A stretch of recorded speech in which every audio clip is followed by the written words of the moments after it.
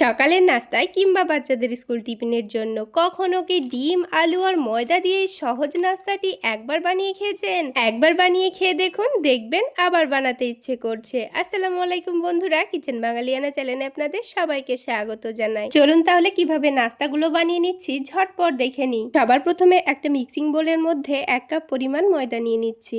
তাতে দিয়ে দেবো স্বাদমতো লবণ, খুবই সামান্য পরিমাণ চিনি দিয়ে দিচ্ছি, আর অল্প করে কালো জিরা দিয়ে দিচ্ছি।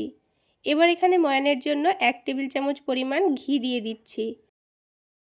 আপনারা চাইলে ঘিয়ের পরিবর্তে সয়াবিন তেলও দিতে পারেন, তবে ঘি দিলে কিন্তু নাস্তাগুলো খেতে ভীষণই টেস্টি লাগে।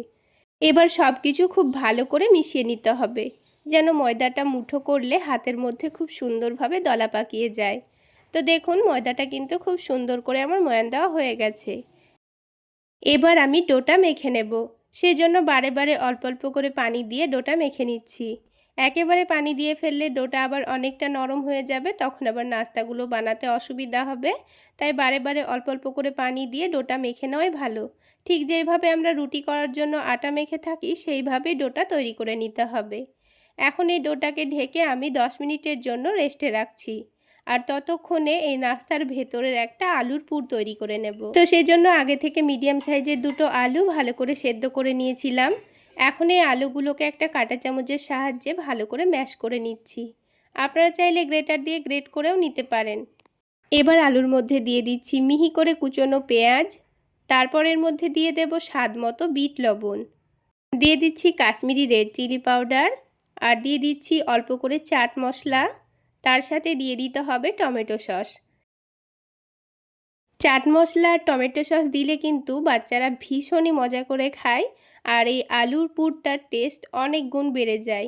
এটা রান্না করা ছাড়াই কিন্তু খেতে দুর্দান্ত হয়। এবার সব শেষে আমি এখন দিয়ে দিচ্ছি ধনেপাতা কুচি। এবার আমি সব কিছু খুব ভালো করে মাখিয়ে নেব। তো মাখিয়ে নেওয়া তো হয়ে গেল, এখন এটাকে সাইডে রাখবো। এবারে আলুর পুর টেস্টটা বাড়ানোর জন্য আমি এখানে আরও একটা উপকরণ দিয়ে দেব। তার জন্য আমি এখানে আলাদা একটা ছোট বাটি নিয়েছি, আর এই বাটির মধ্যে এখন একটা ডিম ভেঙে নিচ্ছি। ডিমের পরিমাণটা আপনারা চাইলে বাড়াতে পারেন, তবে আমি অল্প করে নাস্তাগুলো বানাচ্ছি, সেই জন্য একটা ডিমেই কিন্তু হয়ে যাবে। এবার এই ডিমের মধ্যে কুচনো পেঁয়াজ, কাঁচামরিচ, স্বাদমতো লবণ দিয়ে ডিমটাকে খুব ভালো করে ফেটিয়ে নেব। তো দেখুন, ডিমটা কিন্তু খুব সুন্দর করে ফেটিয়ে নিয়েছি। এখন কড়াইয়ে দিয়ে দিচ্ছি 1 টেবিল চামচ পরিমাণ সরিষার তেল। তেলটাকে একটু ভালো করে গরম করে নিচ্ছি। তারপর ওই ফেটানো ডিমটা এখন আমি তেলের মধ্যে দিয়ে দেব। এবার আমি ডিমটাকে কুচি করে ভেজে নেব। একেবারে ভুজিয়া করে ভেজে নিতে হবে। তো দেখুন, ডিমটা কিন্তু খুব সুন্দর লাল লাল করে ভুজিয়া করে ভেজে নিয়েছি। এবার এই ডিমটাকে আমি একটা বাটির মধ্যে তুলে নিচ্ছি। তো ডিমের ভুজিয়া তো আমাদের বানানো হয়ে গেল। এবার যে আলুটা আমি ভালো করে মাখিয়ে রেখেছিলাম, তার মধ্যে আমি ডিমটাকে দিয়ে দিচ্ছি। এখন সব কিছু খুব ভালো করে মাখিয়ে নেব। সত্যি বলছি বন্ধুরা, একবার হলো এভাবে পুরটা বানিয়ে খেয়ে দেখবেন, খেতে কিন্তু দারুণ টেস্টি হয়। তো চলুন এবার আমি আপনাদের নাস্তাগুলো বানিয়ে দেখাই। তো তার জন্য ডোটাকে আবার একটু ভালো করে মেখে নিতে হবে। তো যেহেতু ডোটা আমি 10 মিনিটের জন্য রেস্টে রেখেছিলাম, তার জন্য ডোটা কিন্তু নিজে থেকে অনেকটা সফট হয়ে গেছে। তো আবারও ভালো করে মেখে লম্বা করে নিচ্ছি। এবার এটা থেকে নিজেদের পছন্দ মতো ছোট ছোট করে লেচি কেটে নিচ্ছি। আপনারা যদি নাস্তাগুলো বড় করে বানাতে চাচ্ছেন, তাহলে লেচিগুলো বড় বড় করে কেটে নেবেন। তো আমি নাস্তাগুলো যেহেতু টিফিনে দেব, তাই আমি এখানে ছোট ছোট করে নাস্তাগুলো বানিয়ে নেব। তাহলে নাস্তাগুলো দেখতেও অনেকটা ভালো লাগবে, আবার খেতেও দারুণ লাগবে। তো দেখুন, আমি সবগুলো লই বানিয়ে রেখেছি, তাহলে নাস্তাগুলো বানাতে সুবিধা হয়। এবার অল্প অল্প করে ময়দায় কোট করে নিয়ে আমি পাতলা করে রুটি বেলে নেব। এবার রুটিটা আপনাদের দেখাই, দেখুন কতটা পাতলা করে আমি বেলে নিয়েছি, আর রুটিটা কিন্তু অনেকটা ছোট করে বেলেছি। এবার এই রুটির চারিদিকে পানি লাগিয়ে দেব, তাহলে ভাঁজ করার পরে খুব সুন্দরভাবে সেট হয়ে যাবে, আর ভাজার সময় কিন্তু খুলে পুর ফেটে বাইরে বেরোবে না। তো চারিদিকে পানি লাগিয়ে দিয়েছি। এবার পরিমাণ মতো আলুর পুরটা আমি মধ্যেখানে দিয়ে দিচ্ছি।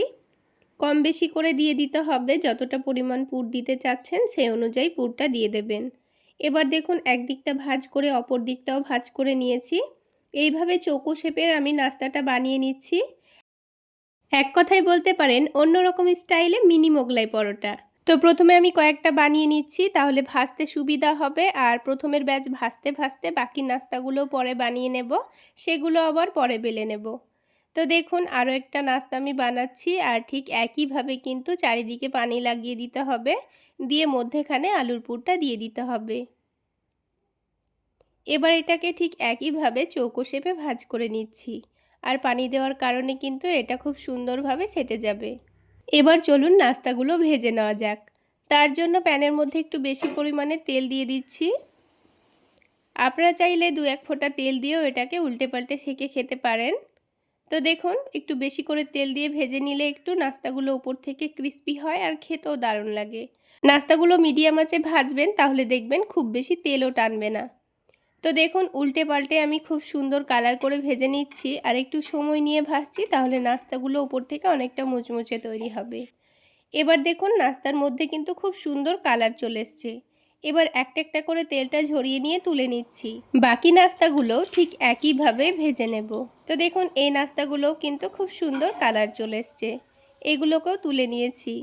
আর ঠিক একইভাবে বাকি সবগুলো নাস্তা আমি ভেজে নিয়েছি।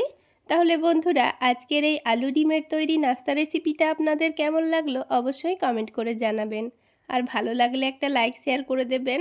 আর আমার এই সহজ রেসিপিগুলো যদি ইউটিউব চ্যানেল থেকে দেখে থাকেন চ্যানেলটি সাবস্ক্রাইব করে দেবেন, আর ফেসবুক পেজ থেকে দেখে থাকলে পেজটি ফলো করে দেবেন। চলুন এবার নাস্তার ভেতরটা আপনাদের একটু ভেঙে দেখাই। এই দেখুন দেখতে কতটা লোভনীয় লাগছে, খেতেও কিন্তু ভীষণই মজার হয়েছিল বন্ধুরা। চাইলে একবার হলেও আমার রেসিপি ফলো করে বানিয়ে খেয়ে দেখবেন। তো ব্রেকফাস্টে কিন্তু আমি এটাই বানিয়ে নিয়েছিলাম, সাথে কিন্তু মেয়েকে স্কুল টিফিনেও দেওয়া হয়ে গেছিলো। তো নাস্তাটাকে কেটে 2 টুকরো করে নিয়েছিলাম, দুটো নাস্তাকেই আমি মেয়ের স্কুল টিফিনে দিয়ে দিয়েছি। তার সাথে কয়েক টুকরো শসা দিয়েছিলাম, আর আমার গাছের ড্রাগন ফলও দিয়েছিলাম। তো আজকের এই টিফিন আইডিয়াটা আপনাদের কেমন লাগলো অবশ্যই কমেন্ট করে জানাবেন।